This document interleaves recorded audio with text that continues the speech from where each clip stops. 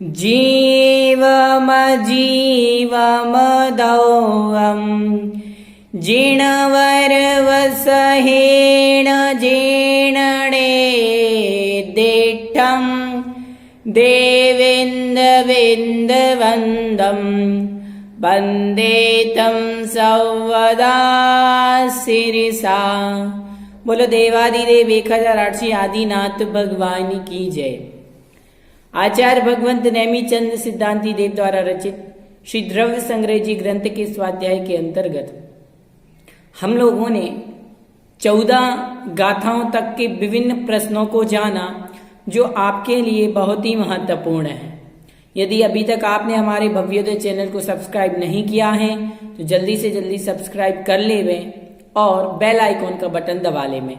आज हम गाथा क्रमांक 15 से प्रश्नों के उत्तरों को जानेंगे। गाथा क्रमांक 15। प्रश्न अजीव द्रव्य। यहाँ पर अजीव द्रव्य का कथन, अजीव द्रव्य के बारे में बताया है तो उसी से संबंधित प्रश्न बनेंगे। अजीव द्रव्य कितने होते हैं? अजीव द्रव्य कितने होते हैं? उत्तर अजीव द्रव्य 5 होते हैं। पुद्गल, धर्म, अधर्म, आकाश, काल। अजीव द्रव्य 5 होते हैं। पुद्गल, धर्म, अधर्म, आकाश, काल। अजीव द्रव्य किसे कहते हैं? पुद्गल, धर्म, अधर्म, आकाश, काल, इन 5 को अजीव द्रव्य जानना चाहिए। ठीक है।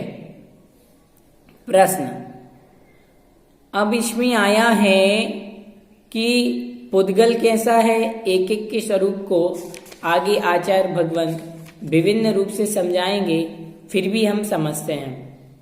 प्रश्न बना पुद्गल कैसा है? पुद्गल मूर्तिक है। पुद्गल कैसा है? पुद्गल मूर्तिक है। मूर्तिक किसे कहते हैं?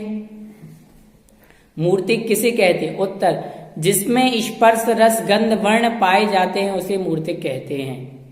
और अमूर्तिक जिसमें स्पर्श गंध रस वर्ण नहीं पाए जाते उसे अमूर्तिक कहते हैं।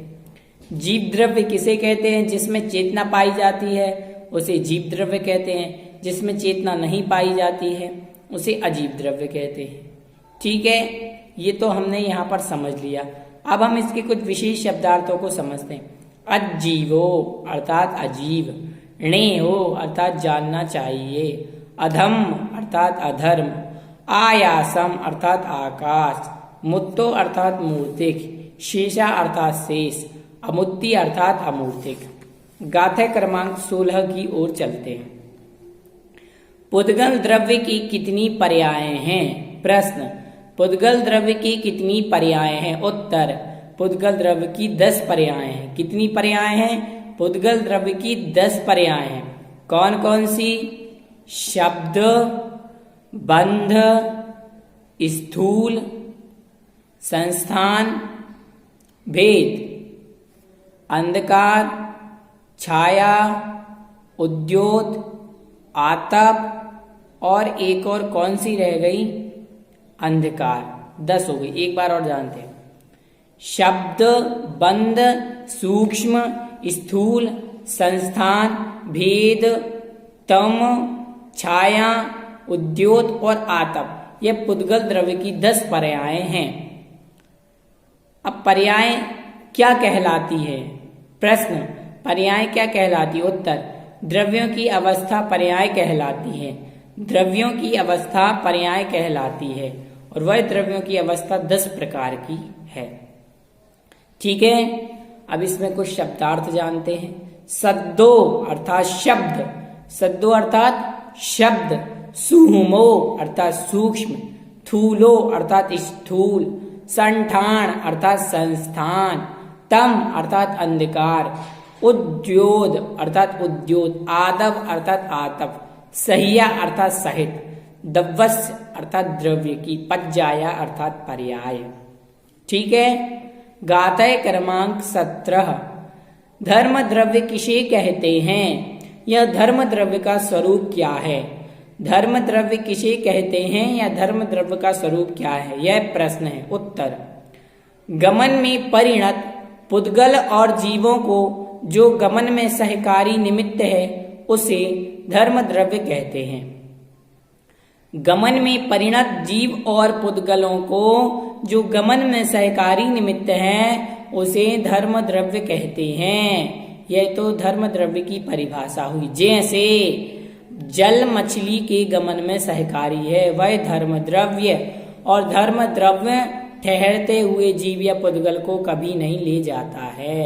यह हमें समझना चाहिए। धर्म द्रव्य की परिभाषा क्या हो गई? जो गमन में परिणत अर्थात जो जीव जा रहे हैं, चल रहे हैं, ऐसे जीव और पुद्गलों के जो उस गमन में सहायक है, सहकारी निमित्त है, उसे धर्म द्रव्य जानना चाहिए। अब इसमें मुख्य शब्दार्थ क्या है? गई अर्थात गमन में, परिणयान अर्थात परिणत, धम्मो अर्थात धर्म, ठीक है, सहकारी अर्थात सहकारी निमित्त, तोयम, तोयम अर्थात जल, जह अर्थात जैसे, मच्छाड़म अर्थात मछली, अच्छाणम अर्थात ठहरने वाले को, णेव अर्थात नहीं, णेई अर्थात ले जाता है। ठीक है। अब गाथा क्रमांक 18। प्रश्न, अधर्म द्रव्य किसे कहते हैं या अधर्म द्रव्य का स्वरूप क्या है?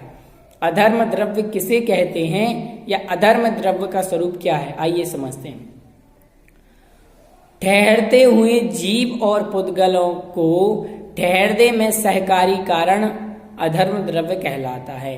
ठहरते हुए जीव और पुद्गलों को जो ठहरने में सहकारी निमित्त है वह अधर्म द्रव्य कहलाता है। जैसे पथिकों को ठहरने में सहकारी छाया है, वह अधर्म द्रव्य गमन करते हुए जीव और पुद्गलों को नहीं रोकता है।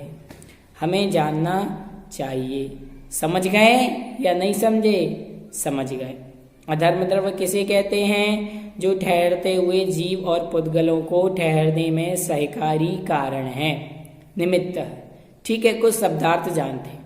ठाण जुदान अर्थात ठहरते हुए, सहयारी अर्थात सहकारी, छाया जय जैसे छाया, पहियाणम अर्थात पथिक, गच्छन्ता मतलब जाते हुए को, धराई अर्थात नहीं धरता है या रोकता है। ठीक है। अब गाथा क्रमांक 19। आकाश द्रव्य किसे कहते हैं या आकाश द्रव्य का स्वरूप क्या है? जो जीवादि समस्त द्रव्यों को अवकाश देने में समर्थ होता है वह आकाश कहलाता है।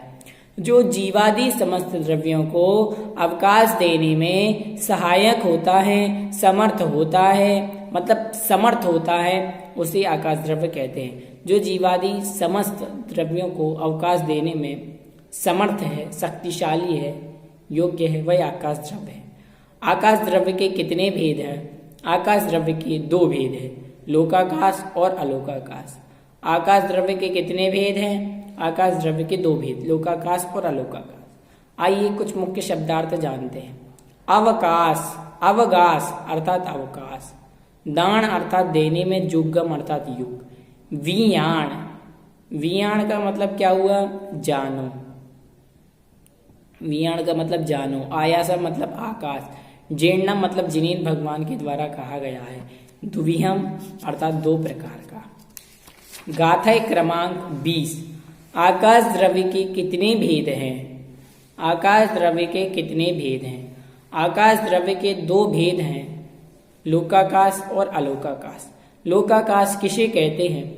जितने आकाश में धर्म द्रव्य, अधर्म द्रव्य, काल द्रव्य, पुद्गल द्रव्य, जीव द्रव्य हैं वह तो लोकाकाश है, और उसके परे शेष अलोकाकाश है।